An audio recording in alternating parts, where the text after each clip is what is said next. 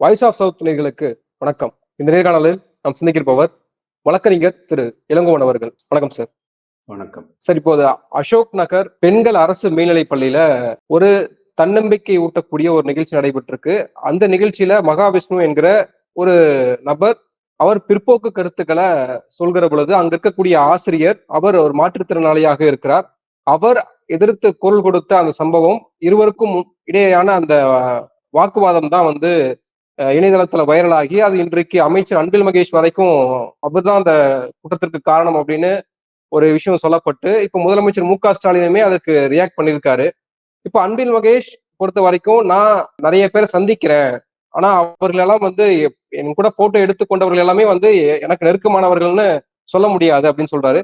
குறிப்பா அவர் இன்று அந்த ஆசிரியரை நேரில் சந்தித்து மரியாதை செய்து சில விஷயங்களை அவர் மேற்கொள்ளிட்டு சொல்லியிருக்காரு. அதாவது கண் பார்வை இல்லைனாலும் தன்னுடைய கல்வி அறிவினால அவர் வாதம் செய்தது என்னை பெருமைப்படுத்தக்கூடிய விஷயமாக இருந்தது.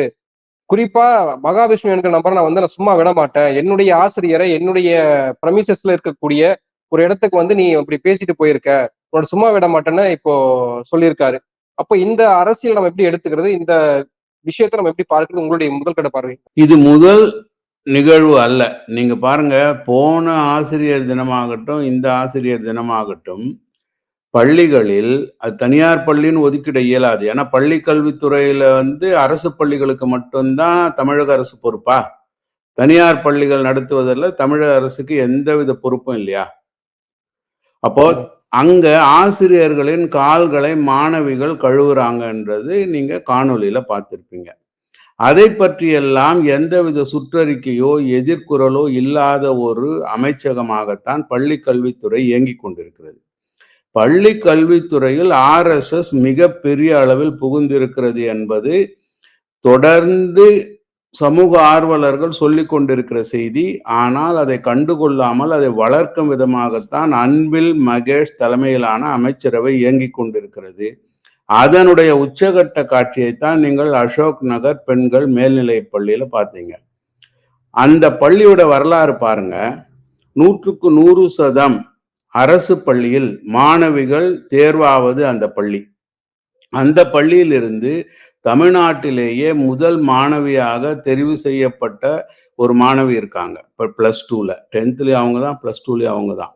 இது எப்படி சொல்றேன்னு கேட்டீங்கன்னா, எனக்கு பள்ளியில் தலைமை ஆசிரியராக இருந்த திரு PS ராமன் அவர்களின் மகள் தான் அந்த பெண்மணி. அவங்க அப்புறம் மருத்துவம் படிச்சு அதுலேயும் 9 தங்கப்பதக்கம் வாங்கினாங்க. அப்படிப்பட்ட மிகச்சிறந்த பெண்களுக்கான கல்வி தரும் பள்ளியில அறிவே இல்லாமல் மூட நம்பிக்கைகளை விதைக்கும் ஒரு பொறுக்கித்தனமான நபரை அழைத்து இப்படிப்பட்ட ஒரு செயலை செய்வது மட்டுமல்லாமல், இது தவறு என்று ஒரு ஆசிரியர் சொல்லும் பொழுது என்னை அழைத்து விட்டு நீ எப்படி எனக்கு எதிராக வாதம் செய்யலாம் என்று தகராறு செய்த ஒரு நபர். அந்த காணொலியை பார்த்தீங்கன்னா ரத்தம் கொதிக்கும். யாரா நீ, எங்கடா இருந்து வந்தன்னு கேட்கக்கூடிய ஒரு விஷயம்.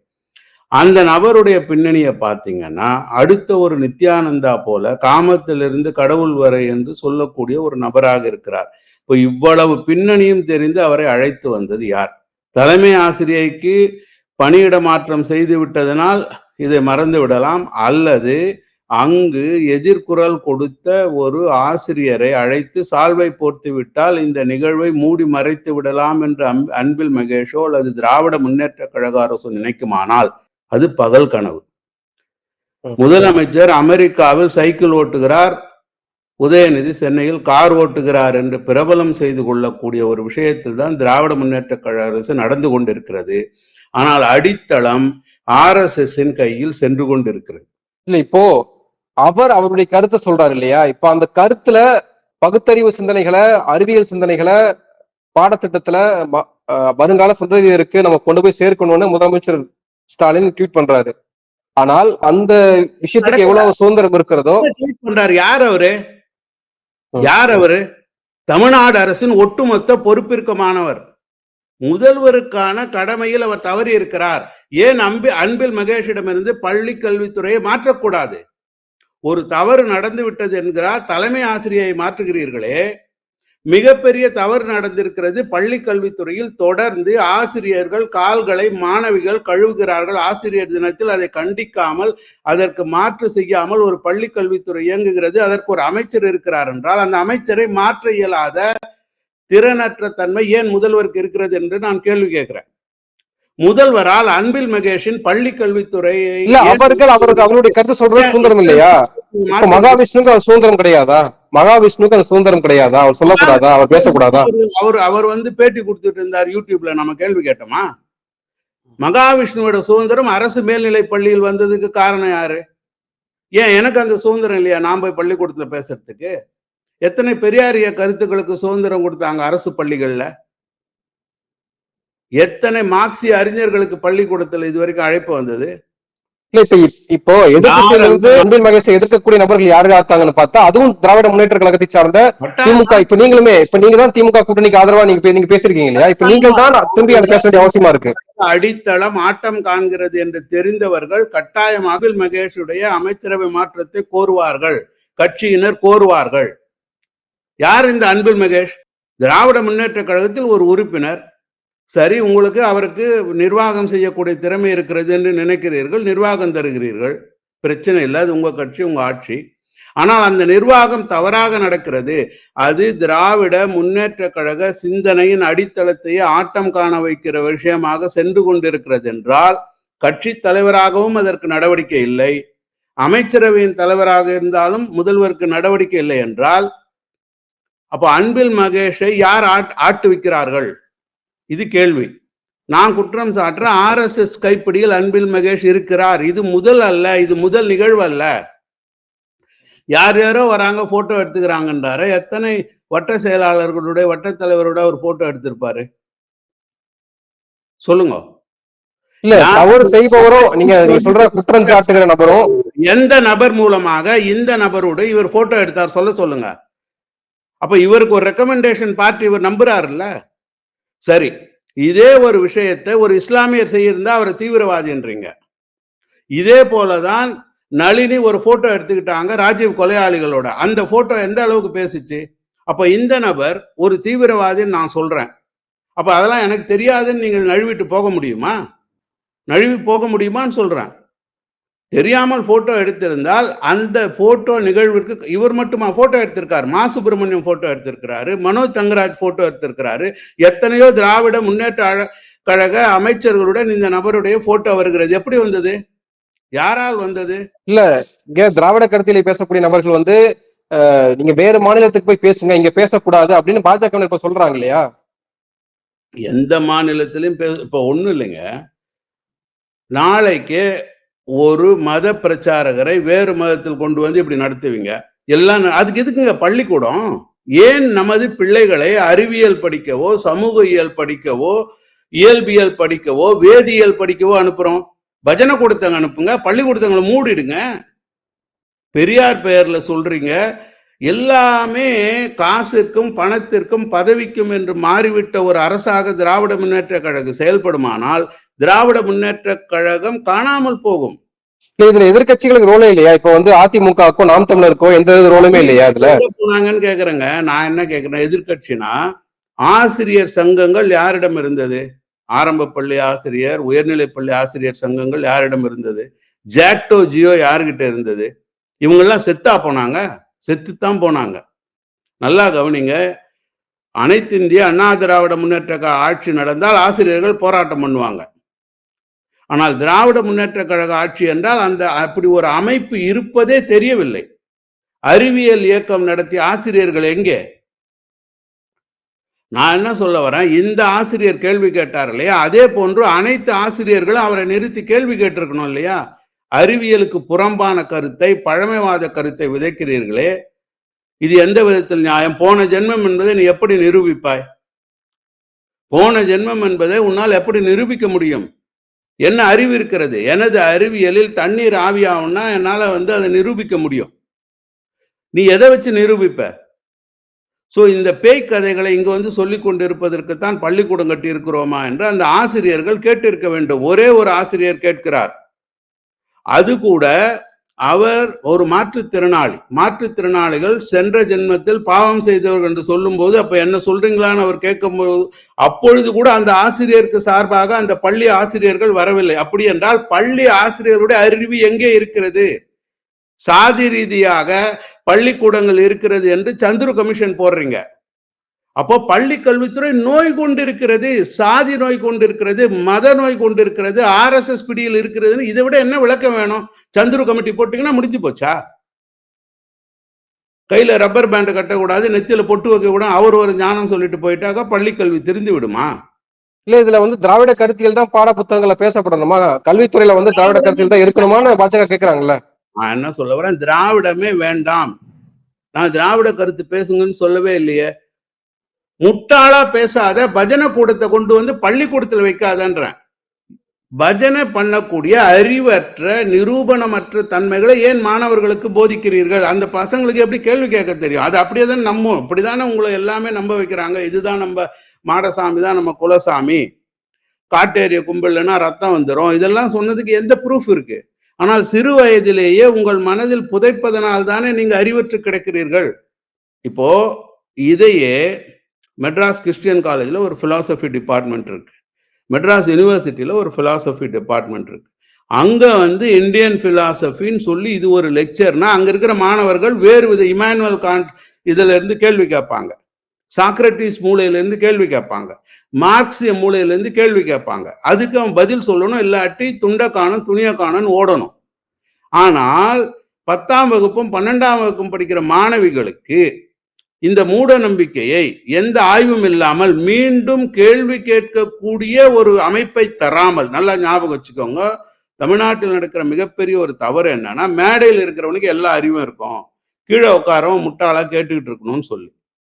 உண்மையிலேயே ஒரு 10 நிமிஷம் நீங்க பேசுறீங்கன்னா அரை மணி நேரம் கேள்வி கேட்பதற்கு அனுமதிக்க வேண்டும். இது ஆசிரியர்களே அனுமதிப்பதில்லை.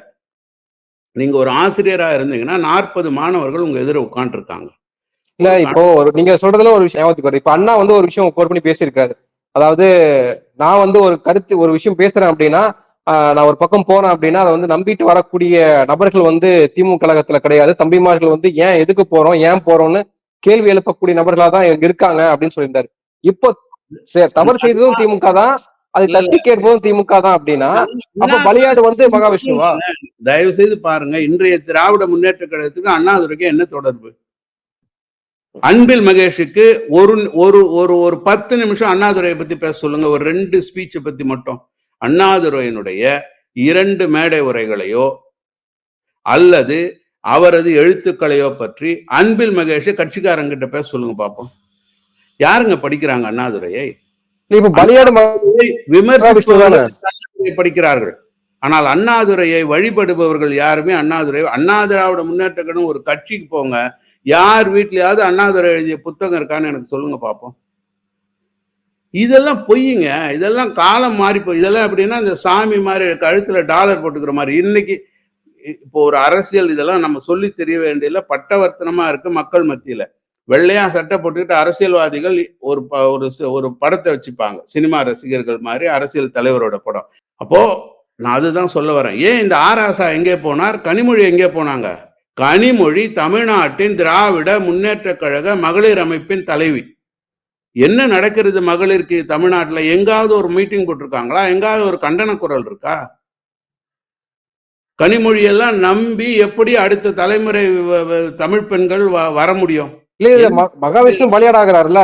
நீங்க தான் திமுக கூட்டணி ஆதரிச்சீங்க, இப்ப நீங்க திமுக கூட்டணி ஆதரிச்சீங்க, அதான் வந்துச்சு. இப்ப தவறு செய்து அவங்கதான் இருக்கும்போது இப்போ நடவடிக்கை எடுக்கணும்ன்ற பட்சத்துல மகாவிஷ்ணு தானே பாதிக்கப்படுறாரு.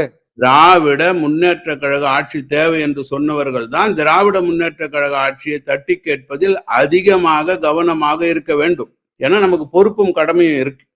மக்களை நம்ம நம்ப வைக்கிறோம், இவங்க வந்ததுன்னா மாற்றம் இருக்கும், கல்வித்துறையில் மாற்றம் இருக்கும், RSS இன்ஃபில்ட்ரேஷன்ல மாற்றம் இருக்கும். ஆனா அதற்கு நேர்மாறான விஷயங்கள். கள்ளக்குறிச்சி சம்பவத்துல என்ன பார்த்தோம்? அங்க RSS ஷாக்கா நடந்ததுன்னு பார்த்தோம்.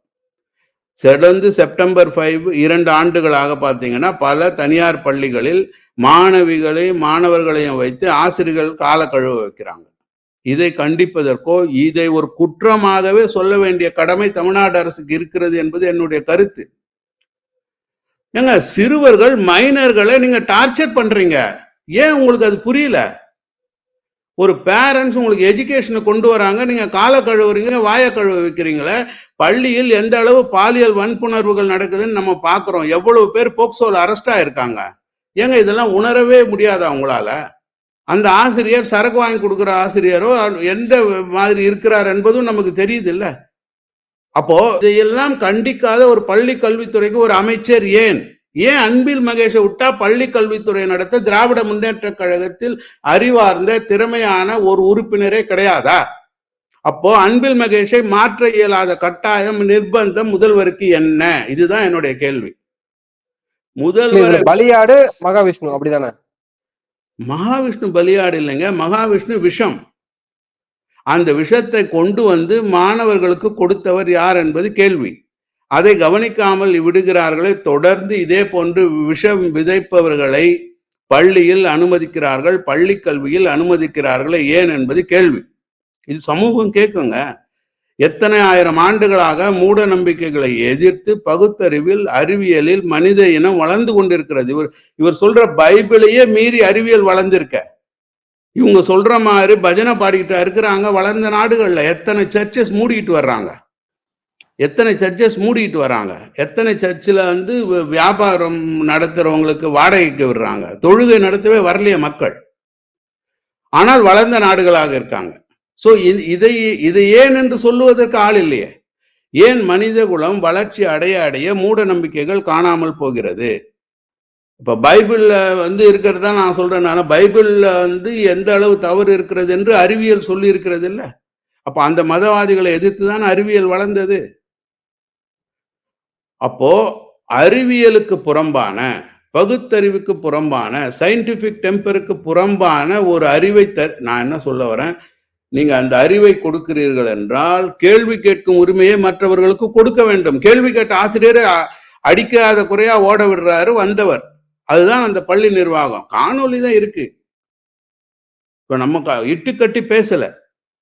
அப்போ ஒரு பார்வையற்ற திறனாக படித்து படிப்பிக்கும் திறனுக்கு வந்த ஒரு ஆசிரியரை பேச விடாமல் அந்த பள்ளியில் வந்து தடுக்கக்கூடிய இன்று அந்த ஆசிரியர் இனத்திற்கான ஒரு அடையாளம் காட்டப்படுறாருல அன்பில் மகேஷ்னால காட்டப்படல. அன்பில் மகேஷ் பூசி மெழுகிறார். வெட்கப்படாமல் இந்த செயலை செய்து கொண்டிருக்கிறார். இதுவும் அன்பில் மகேஷோட வேலை. நான் போடலாம் சால்வை, நீங்க போடலாம், அந்த பள்ளி பெற்றோர்கள் போடலாம், பெரியாரிய வாலண்டியர்கள் போடலாம், மார்க்சிய வாலண்டியர்கள் போடலாம். அன்பில் மகேஷ் யாரு? அவர் ஒரு நிர்வாகி.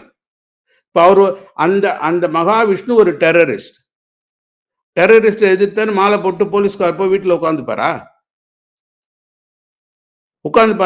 சரி, ஒரு கற்பனை பண்ணிக்கங்க. இந்த இடத்தில் ஒரு இஸ்லாமியர் இதை பேசியிருந்தால் என்ன நடந்திருக்கும்? அப்படி யோசிங்களேன். இப்ப இதனால வந்து நீங்க சொல்லக்கூடிய பிரஷர்னால இப்ப அன்பில் மகேஷ் என்ன சொல்றாருன்னா, நான் சும்மா விட மாட்டேன் மகாவிஷ்ணுவை அப்படின்னு சொல்றாரு. அப்போ வந்து நெருக்கடி வந்து RSS காரர்களுக்கும் இந்த மாதிரியான விஷயங்களை வந்து மேற்கொள்றதுனால அவர்கள் தானே பாதிக்கப்படுறாங்க. இல்லைங்க, RSS என்கிற இயக்கம் பள்ளி கல்வியில் ஊடுருவி இருக்கிறது. இது வந்து இன்னும் ஆழமா சொல்லணும்னா, இன்னைக்கு பள்ளிகள் யார் கண்ட்ரோல்ல இருக்குன்னா RSS கண்ட்ரோல்ல இருக்கு. RSS இயக்குகின்ற பல அறக்கட்டளைகளை நீங்கள் கணக்கெடுத்து பார்த்தீங்கன்னா ஆயிரக்கணக்கான கோடிகளுக்கான சொத்து பள்ளிகள் மூலம் அவங்க வச்சிட்டு இருக்காங்க. ஏற்கனவே நான் பல பேட்டிகள்ல சொன்ன மாதிரி ABVP என்கிற மாணவர் இயக்கம் தான் RSSின் அதிகாரபூர்வமான வெளியில் தெரிந்த பயிற்றுவிக்கப்பட்ட ஒரு இயக்கம். இன்னைக்கும் நேத்தும் பிஜேபியில போயிட்டு காக்கி பேண்ட் ஷர்ட் போட்டுக்கிட்டு கருப்பு தொப்பி போட்டுக்கிட்டு ரோட்ல நடக்கிறவங்க எல்லாம் RSS இயக்கத்துக்கு கிடையாது. அவங்களாம் வருவாங்க போவாங்கன்னு RSSக்கு தெரியும். ஆனா அந்த கோர் என்பது ABVP தான். அந்த ABVP மட்டும்தான் தமிழ்நாட்டில் செயல்படுகிறது. மற்ற மாணவர் இயக்கங்களை திராவிட முன்னேற்ற கழக, அனைத்து இந்திய அண்ணா திராவிட முன்னேற்ற கழக அரசுகள் அடித்து நொறுக்கி சாகடித்து விட்டன. ஆனால் ABVPயை மட்டும் அவர்கள் கண்டுகொள்வதில்லை. எல்லா பள்ளி கல்வி நிறுவனங்களிலும் மாணவர் இயக்கமாக இயங்கக்கூடிய ஒரே இயக்கம் ABVP தான். ஆனா அவங்க வெளியில விளம்பரப்படுத்திக்கிறது இல்லை. அது ஒண்ணுதான், வெளியில் விளம்பரப்படுத்திக் கொள்வது இல்லை. ஆனால் திராவிட முன்னேற்ற கழகத்துக்கு ஒரு மாணவர் அமைப்பு இருக்கும். இப்படி எடுத்துக்கோங்க. திராவிட முன்னேற்ற கழக மாணவர் அமைப்பு உயிரோடு இருந்தால், செயல்பட்டு இருந்தால் இப்படிப்பட்ட நிகழ்ச்சியை நடத்தியிருக்க முடியுமா? கம்யூனிஸ்டுகளுடைய அனைத்து இந்திய மாணவர் பெருமன்றம், இந்திய மாணவர் சங்கம் எல்லாம் உயிரோடு இருந்திருந்தால், ஏஎஸ்எஃப் எஸ்எஃப்ஐ எல்லாம் மாணவர்களிடம் உயிரோடு இருந்திருந்தால் இந்த நிகழ்வு நடந்திருக்குமா? செத்து போயிட்டாங்க, இல்லாமல் போயிட்டாங்க. ஒன்றும் இல்லைங்க, சிபிஐ ஒரு போராட்டம் நடத்த போறோம்னு அறிக்கை வருது. ஒட்டுமொத்தமான விலைவாசி உயர்வுக்கு மத்திய அரசை மட்டும் எதிர்த்து போரிடுறாங்களாம். ஏன் மாநில அரசு மின்கட்டண உயர்வை எதிர்த்திருக்கு, அது மக்களை பாதிச்சிருக்கு, ஏன் அதை சேர்க்க மாட்டீர்கள்? அப்போ திராவிட முன்னேற்ற கழகம் பாரதிய ஜனதா கட்சியை எதிர்க்கிறேன் என்கிற போர்வலையில் அந்த எதிர்க்கிற ஆட்களை எல்லாம் வாயடைத்து விட்டு RSS என்கிற இயக்கத்தினுடைய செயல்பாடுகளுக்கு தளமாக தமிழ்நாட்டை மாற்றி கொண்டிருக்கிறது. இது வெடித்ததனால் உங்களுக்கு வெளியில தெரியுது. அசோக் நகர் பள்ளி நிகழ்வு ஒரு வெடிப்பு. ஆனால் இந்த வெடிப்பிற்கு முன்னாடி நடந்த இல்ல இது என்ன ஒரு பிரச்சனைனா, இதை எதிர்க்கிறவர்களும் திமுகவினர் தான், திமுக ஆதரித்தவர்கள் தான். அப்ப இதுல அதிமுக ஒரு திராவிட கட்சிக்கு ரோலே இல்லையா? அவங்க கூடாது, அவங்க அடிமையாக இருக்கிறார்கள், அவர்களால் தான் தமிழ்நாடு சரியில்லாமல் போகிறது என்பதனால் தான் ஒரு மிகப்பெரிய மாற்றத்திற்காக அடித்தளம் போட்டு 40க்கு 40 வரை தமிழ்நாடு கொடுத்திருக்கிறது. அனைத்து இந்திய அண்ணா திராவிட முன்னேற்ற கழகம் அண்ணாவுடைய படமே வச்சுக்கிட்டு இல்லைன்னு தான் நான் உங்களுக்கு சொல்றேன். அவங்களுக்கு தெரிஞ்சதெல்லாம் எம்ஜிஆர் ஜெயலலிதா தான். அவங்களுக்கு அண்ணாதுரை என்பது அந்த கட்சி பேர்ல இருக்கு. எதுக்கு வச்சாங்கன்னு கூட படித்தவர்கள் அல்லது அரசியலில் பழகியவர்கள் நாங்க பார்த்தீங்கன்னா இருக்க மாட்டாங்க. இப்போ நான் இப்போ எடப்பாடி பழனிசாமி திடீர்னு கூப்பிட்டு ஒரு எக்ஸ்டம்போரா அண்ணாதுரையை பத்தி ஒரு 20 கேள்வி கேளுங்களேன், அவரால் சொல்ல முடியாது. ஏன்னா அவங்களுக்கு அது அக்கறையே கிடையாது. ஸோ அவங்க அதுக்கு முன்னாடி பெரியாரை பத்தியும் அவங்களுக்கு அக்கறை கிடையாது. எல்லாமே எப்படின்னா திராவிட முன்னேற்ற கழகத்திலிருந்து பிளந்து வந்த ஒரு கட்சி, திமுகவுக்கு மாற்றாக நாம் இருக்கிறோம், மக்கள் நம்மையே தெரிவு செய்வார்கள் என்று உட்கார்ந்து கொண்டிருப்பவர்கள். அவங்க தனக்கென ஒரு அரசியல் பாதையை வகுத்து கொள்ளவில்லை. அதுதான் அவங்களுடைய வீழ்ச்சிக்கு காரணம். எனவே இப்ப அவங்க செய்யலைன்னா நான் அந்த பக்கமே போகல. நான் கேட்கறதெல்லாம் பிலாசபிக்கலாக கட்சியை வைத்திருக்கிற RSSற்கு நேர் எதிராக இயங்கக்கூடிய கட்சிகள் திராவிட முன்னேற்ற கழகத்தை தாங்கி பிடிக்கின்றனவே. அந்த காங்கிரஸ், கம்யூனிஸ்டுகள் என்ன செய்து கொண்டிருக்கிறார்கள்? நாளைக்கு ராகுல் காந்தியை கூப்பிட்டு சைக்கிள்ல போலான்னு முதல்வர் சொல்றாரு. ஆனால் ஒவ்வொரு பள்ளிக்கூடத்திலும் RSS வச்சு பிரச்சாரம் பண்றாரு. அது ராகுல் காந்திக்கு கொடுக்கும் மரியாதையா? ராகுல் காந்தி RSS என்கிற இயக்கத்தை வேரோடும் வேரடி மண்ணோடும் நாம் அகற்ற வேண்டும், அதுவரை நான் ஓய மாட்டேன் சொல்றவர். ஆனால் ஒவ்வொரு பள்ளிக்கூடங்களிலும் இப்படிப்பட்ட நிகழ்ச்சிகள் தொடர்ந்து நடந்து கொண்டிருக்கின்றன. இதை கூட ராகுல் காந்திக்கு சொல்றதுக்கு காங்கிரஸ் கட்சி இல்லை. ஸோ இவங்க எல்லாம் என்ன சொல்றாங்க, ஆன்டி பிஜேபி ஃபீலிங்கை வச்சு நம்ம பவருக்கு வந்தா போறோம் என்ற அளவுல தான் திராவிட முன்னேற்ற கழகமும் அதன் கூட்டணி கட்சிகளும் இயங்குகின்றன. இதன் மூலமாக திராவிட முன்னேற்ற கழகம் சிதைகிறது, அழிகிறது. எதனாலதான் திமுகவில் உள்ளவங்க கொதிக்கிறாங்க. இதுல நம்ம கவனமா இருக்கணும்ன்றதுதான். நம்ம கோவப்படுறோம்னா நியாயமான கோபம் தான். ஏன்னா கல்வியில விஷயத்தை கலக்க, நீங்க மத்தியில உள்ள கல்வியை ஏற்க மாட்டேன் என்று சொல்லிக்கொண்டு அதே விஷயத்தை பாடத்திட்டம் அல்லாதவர்கள் மூலம் புகுத்துறீங்க அப்படின்னா, நீங்க அட்லீஸ்ட் அந்த பாடத்திட்டத்தை புகுத்தினாலாவது அதில் உள்ள எதிர் வினைகளை மாணவர்கள் புரிந்து கொள்வார்கள். அதுவும் கிடையாது, இதுவும் கிடையாது, கல்விக்கான திட்டமும் கிடையாது, பட்ஜெட் உயர்த்துதலும் கிடையாது. ஆனால் என்னை அவர் எப்படி போட்டோ எடுத்ததெல்லாம் எனக்கு தெரியாதுன்னு சொல்லி எப்படி நழுவி விட முடியும்? ஒரு அமைச்சரா, பல அமைச்சர்கள் அந்த மகாவிஷ்ணுவோட போட்டோ எடுத்திருக்காங்க. ஏன் கொதிக்க மாட்டாங்க மக்கள்? நன்றி சார், நன்றி. நிறைய விஷயங்கள் ஆணித்தரமா பகிர்ந்திருக்கீங்க. உங்க நேரத்துக்கு மிக்க நன்றி. நன்றி.